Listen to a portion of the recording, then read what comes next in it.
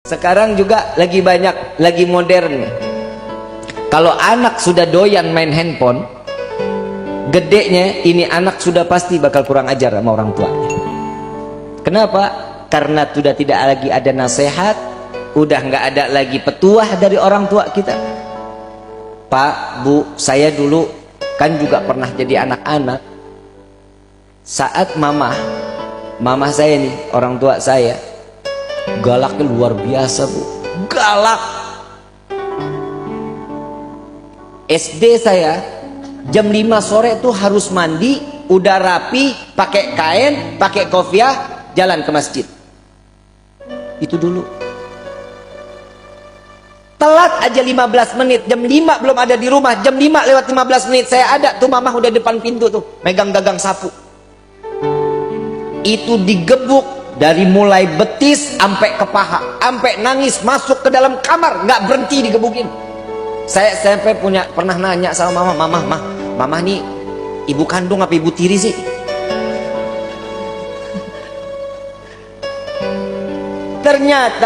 Ternyata itu obat. Kenapa? Yang digebuk bukan diri kita, tapi syaitan yang ada di diri kita.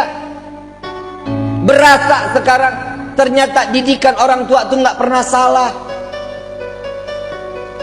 Ada salah satu sahabat Nabi SAW, saat beliau punya istri, istrinya umur kandungannya 9 bulan.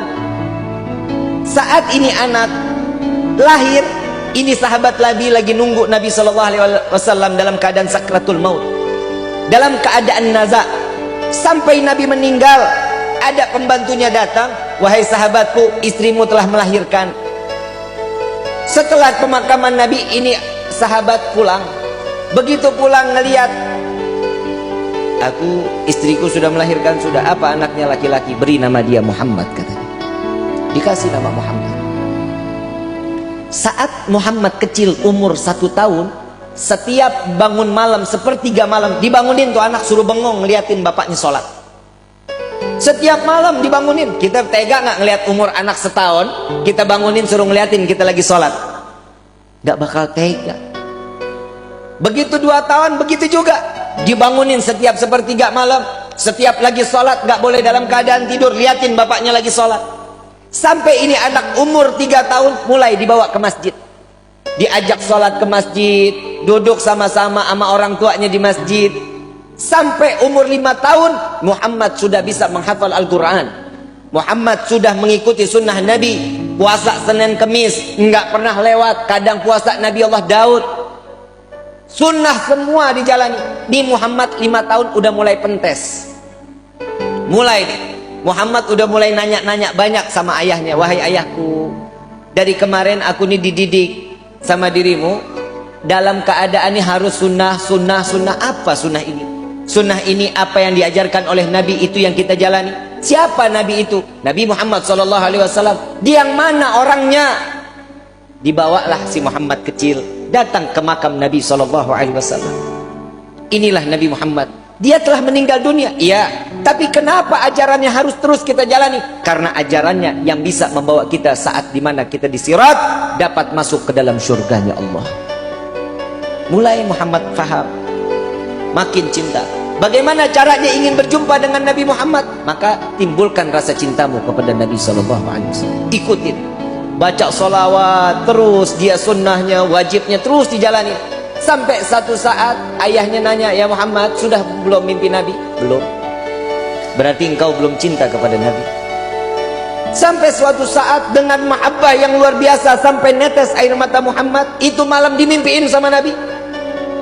Dimimpiin Nabi, dia bangun ketemu ayahnya. Ayah, malam ini aku berjumpa dengan Nabi. Engkau baru bermimpi, aku sudah berjumpa dengan Nabi Muhammad SAW.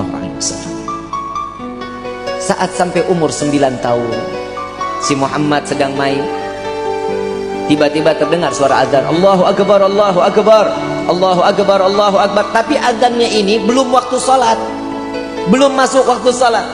Si Muhammad ini lari ke gudang, ambil perisai, ambil pedang, lari naik tunggangin kuda punya bapaknya. Ada di barisan yang paling depan si Muhammad. Sayyidina Abdurrahman bin Auf saat itu pemimpin peperangan. Bertanya, ini anak siapa? Oh, itu anakku, itu Muhammad anakku, kata sahabat. Bawa pulang, ini anak masih 9 tahun belum boleh ikut perang. Karena di saat zaman dahulu 12 tahun baru boleh ikut perang, tapi 9 tahun belum boleh.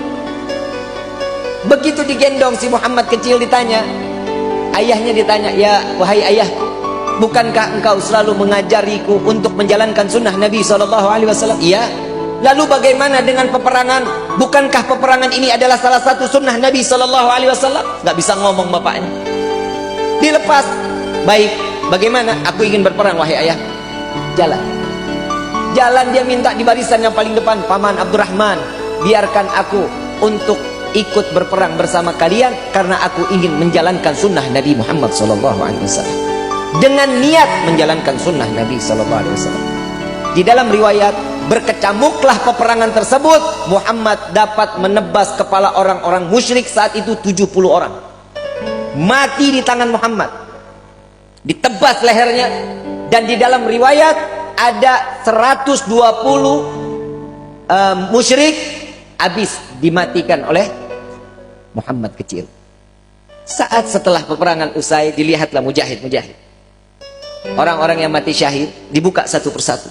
Si bapak ini lagi nungguin Muhammad mana nih, nggak datang-datang. Soalnya dia barisan paling depan dan dia berlari paling kencang paling ke depan. Saat terakhir dia lihat Muhammad kecil, nggak taunya. Di dalam riwayat tersebut, Muhammad dalam keadaan terdapat anak panah, 180 anak panah melesat ke jasad Muhammad. Kepala sudah tinggal dengan kulitnya, kuping sudah nggak ada, tangan sudah nggak ada. Habis Muhammad, mati dalam keadaan yang cukup parah saat itu. Namun ayah dari Muhammad kecil tertawa melihat Muhammad. Sahabat bertanya, wahai sahabatku, apakah kau gila? Kau melihat sahabat engkau menangis, engkau melihat anakmu tertawa. Aku melihat sahabatku, mereka adalah penghuni surga. Aku merasakan bagaimana saat aku kelak di yaumil kiamah, akankah aku berkumpul dengan saudara-saudaraku dan sahabat-sahabatku. Jika aku melihat anak aku tertawa, aku melihat dia sedang bermain dengan baginda Nabi Muhammad SAW. Ingat Bu, Pak, anak itu fitnah. Anak fitnah dunia, anak itu fitnah akhirat. Bagaimana sepak terjang seorang anak tergantung bagaimana orang tuanya. Jika orang tuanya baik, beribadah kepada Allah, ini anak spontan pasti bakal ibadah kepada Allah. Jika orang tua jauh daripada Allah, siap-siap anaknya pun akan jauh dari Allah. Kalau kata pepatah bahasa, buah nggak jauh jatuhnya dari pohon. Betul? Betul? Kalau jauh berarti dia kebawa sama aliran sungai. Betul?